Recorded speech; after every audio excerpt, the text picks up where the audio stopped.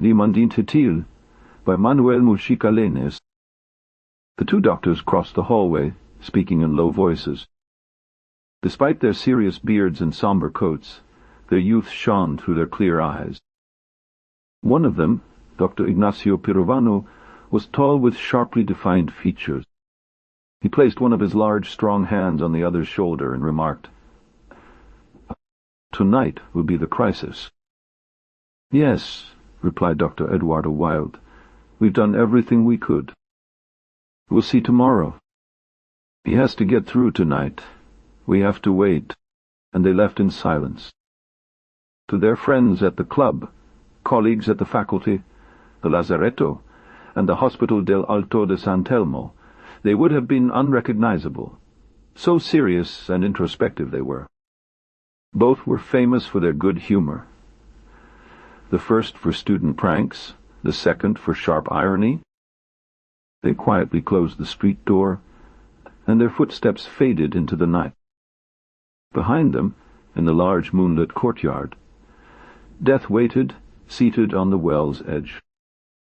She had heard their conversation, and a mocking grin floated on her skull. The little man on the tile had heard it too. The little man on the tile was a peculiar being. Born in France, in Des Frais, Pas-de-Calais, he came to Buenos Aires by mistake. His manufacturers, the Formentro, hadn't intended him for Argentina, but he ended up packed in a crate labeled for the Argentine capital. Unlike the other blue tiles with geometric designs, he alone boasted the image of a bearded little man in old-fashioned clothes, a goblin hat, and a cane in his right hand. When the worker decorating the Porteño hallway encountered him, he set him aside, but later used him to complete the pattern next to the ornate gate separating hallway and patio, thinking no one would notice. And for a long time no one did. Milkmen, fishermen, broom sellers, and feather-duster vendors passed by without noticing the small foreigner. So did the ladies visiting and the long-haired women gossiping at the door. Until one day the house was sold, and among the new residents was a child who found him immediately. That child, Daniel, whom Death now watches from the well, became his instant friend. Daniel was fascinated by the mystery of the little man on the tile, this tiny being confined to a 10-centimeter square, surely living there for extraordinary secret reasons.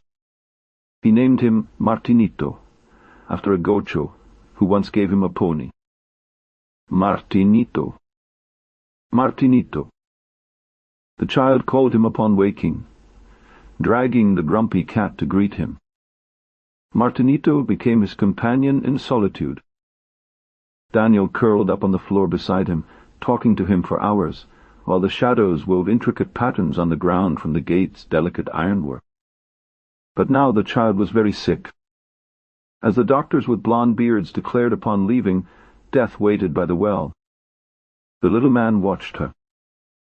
In the moonlit patio, with spectral pale pots, and the well's ironwork rising like a strange immobile fountain, Death resembled the lithographs of Mexican artist José Guadalupe Posada, who illustrated many calaveras during Porfirio Diaz's dictatorship. Martinito studied her outfit and glowing skull, recognizing her boredom.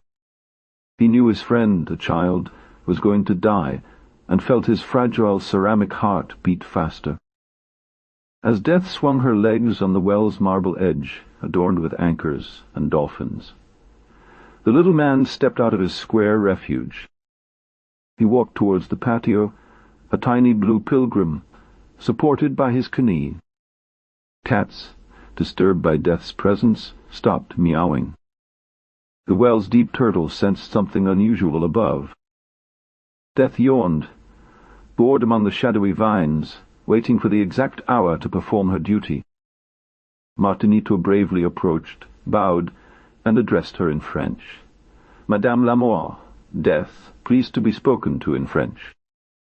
Lifted him and placed him on the well's edge, intrigued by this unusual encounter. For 45 minutes, Martinito distracted her with stories of his origins in Des Frais, and the various people he had observed from his tile. Death, engrossed and amused, forgot her duty.